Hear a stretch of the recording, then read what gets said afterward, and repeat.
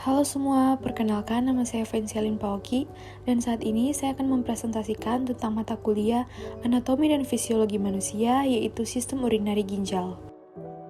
Overview pada materi ini yaitu yang pertama karakteristik urin, yang kedua ureter, kandung kemih dan uretra, yang ketiga kelainan dan gejala, dan yang keempat penyebab gagal ginjal kronik. Yang pertama ada karakteristik urin terdiri atas A. Komposisi. Urin terdiri dari 95% air dan mengandung zat terlarut sebagai berikut. Yang pertama, zat buangan nitrogen, meliputi urea dari deaminasi protein. Yang kedua, asam hipurat, yaitu produk sampingan pencernaan sayuran dan buah. Yang ketiga, badan keton, yaitu konstituen normal dalam jumlah kecil. Yang keempat, elektrolit, yaitu ion natrium, kalium, sulfat, dan fosfat. Yang kelima, hormon atau katabolit hormon. Yang keenam, berbagai jenis toksin atau zat kimia asing, pigmen, vitamin atau enzim.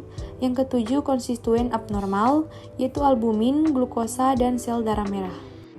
B. Sifat fisik, yaitu 1. Warna. Urin encer berwarna kuning pucat dan kuning pekat jika kental. Urin segar biasanya jernih dan menjadi keruh jika didiamkan. Yang kedua, bau. Urin memiliki bau yang khas dan cenderung berbau amonia jika didiamkan.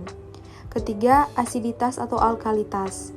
pH urin bervariasi antara 4,8 sampai 7,5 dan biasanya sekitar 6,0. Yang keempat, berat jenis urin berkisar antara 1,001 sampai 1,035 bergantung pada konsentrasi urin.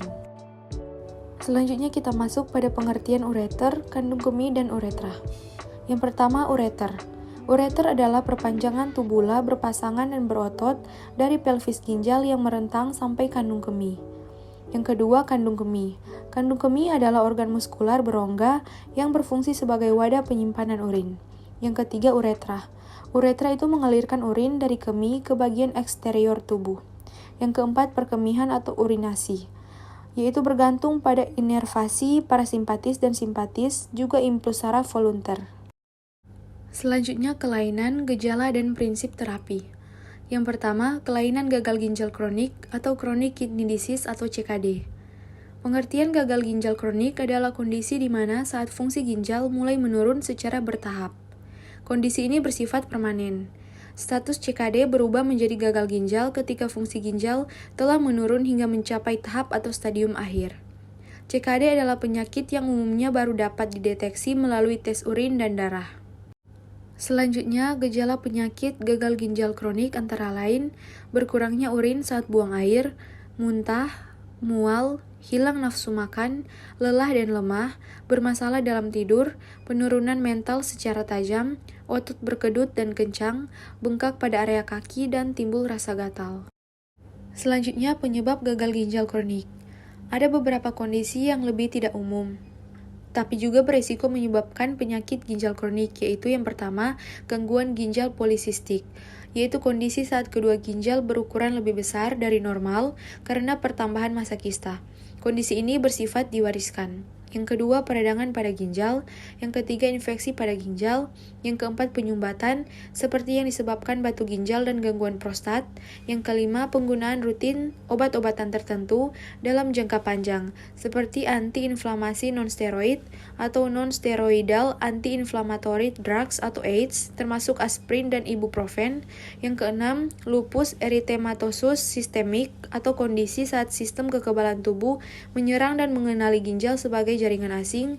Dan yang ketujuh, kegagalan pertumbuhan ginjal pada janin saat dalam kandungan.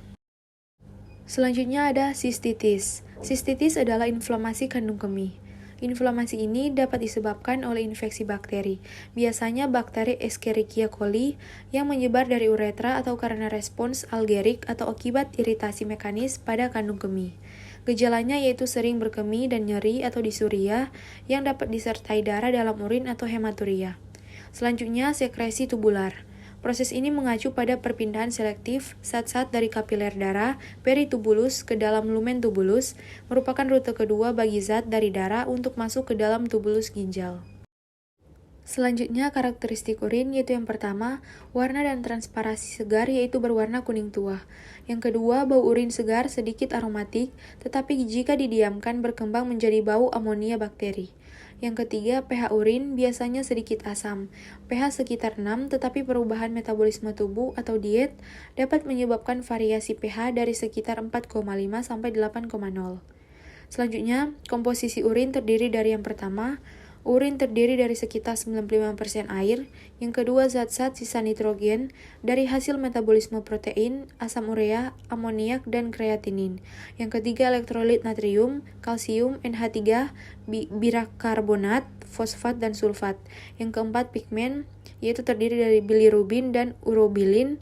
Yang kelima toksin dan hormon. Demikianlah presentasi saya tentang sistem urinari ginjal. Kiranya ini bisa bermanfaat bagi kita semua. Terima kasih.